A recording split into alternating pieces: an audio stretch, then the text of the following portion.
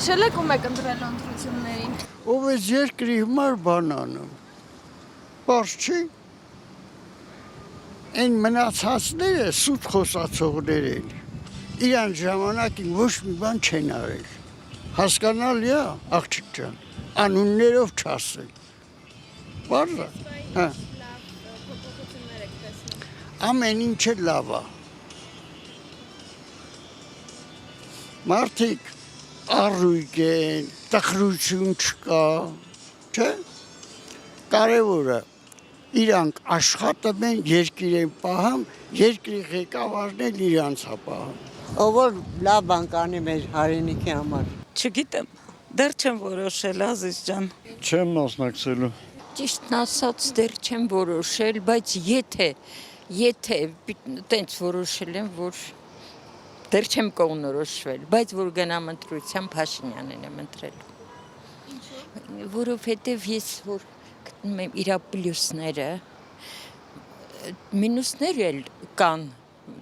բայց պլյուսները մեծ առավելությամբ մյուսների մինուսներից շատ է պլյուսը։ Այդ նպատակով էլ չեմ մանրանում, ինչ պլյուս է, որտեղ անդադ ասվում է պլյուսների մասին։ Իսկ ընդդիմության մասին ինչ կա։ Ընդդիմության մասին ոչ մի բան չեմ կարող ասել։ Ես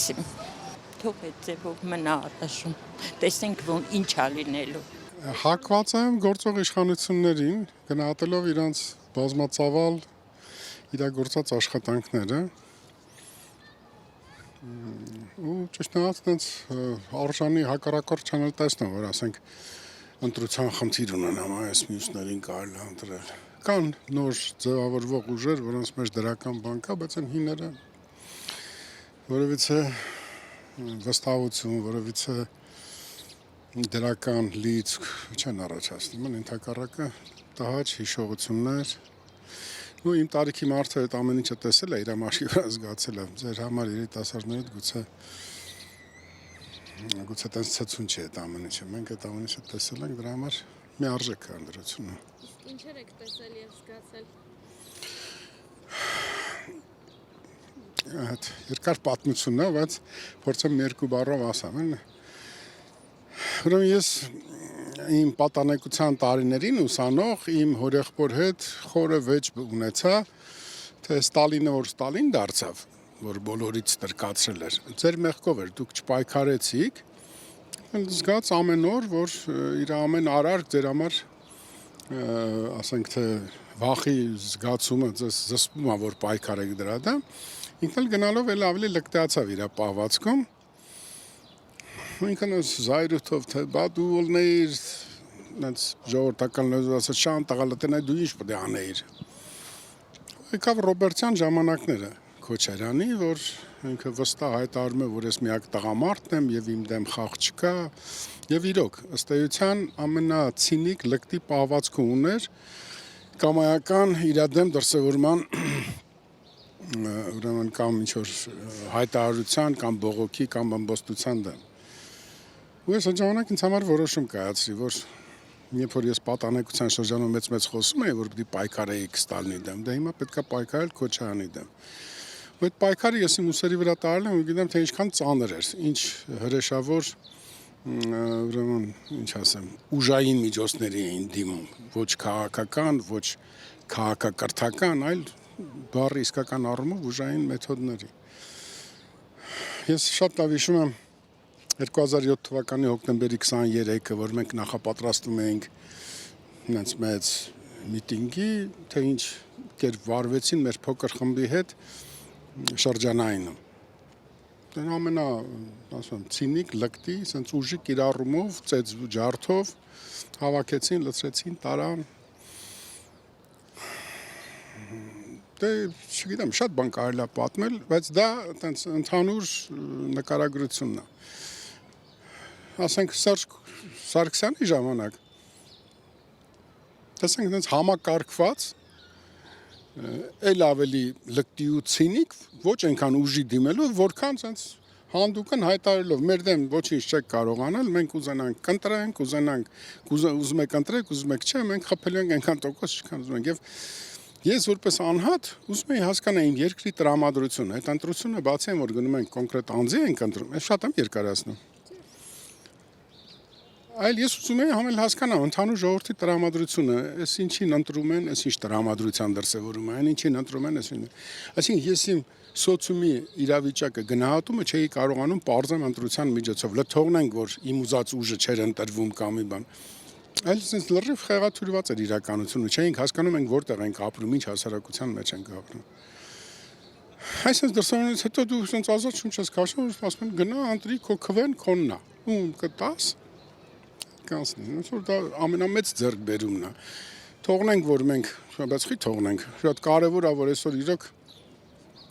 այնպես բավական երաշխավորված խաղաղության մթնոլորտում ենք ապրում։ Ասում եմ էլի, այդ բոլոր ընտրակաշարք սպասարկողները, այդ գործին ծառայողները, դրանք դինոզավրեր են։ Ես ճիշտ է տարիքով այդքան մեծ են, բայց ես գուցե այդ վաղուց եմ այդ հաղթա արել։ Դրանք են հին մտածողությամբ, ընտրակաշարք, ախր դու պետք է հասկանաս, որ դա քո պետության դեմ է, քո պետության դրանով դու ավիրում ես, փչացնում ես, մարդկային տեսակն ես աղավաղում։ Ինչ ասեմ, դա ամենահրեշավոր բանն է այդ։ Եվ ամենակարևորը, այդպես մեր քաղաքական գործիչներից մեկը մի անգամ լավ բան ասաց, ասում է, ընտրության իրավունքը մարդի մեծագույն ձեռքբերումն է, որ դու քեզ մարդ պետք է զգաս, քո ինքնությունն է, քո եսն է, դու ես։ Հիմա դու քեզ զրկում ես դրանից, ասում ես ինձ մի քանի կոպեկ փող տվեք, ես այն ովքեր վերցնում են։ Այն ովքեր տալիս են, դրանք սրիկաներ են։ Այն ովքեր վերցնում են, իրանք պրոստը նսեմ մարդիկ են, էլի։ Դիով շատ ուզում եմ հավատալ, որ մեր հանրապետությունը մի հատ քչերն են այդպեսին, թե մյուս թե մի կողմը, թե մյուսն է։ Ունեցա շատ ծանր ու վատ վերաբերմունք ունեմ, ու ես գտնում եմ, որ ավելի խիստ պետք է դրանց հետ վարվել։ Որևիցե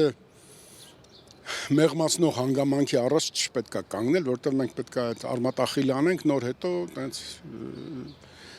մեկ այլ իրավիճակում գնահատենք, ենթադրենք մանկահասակում։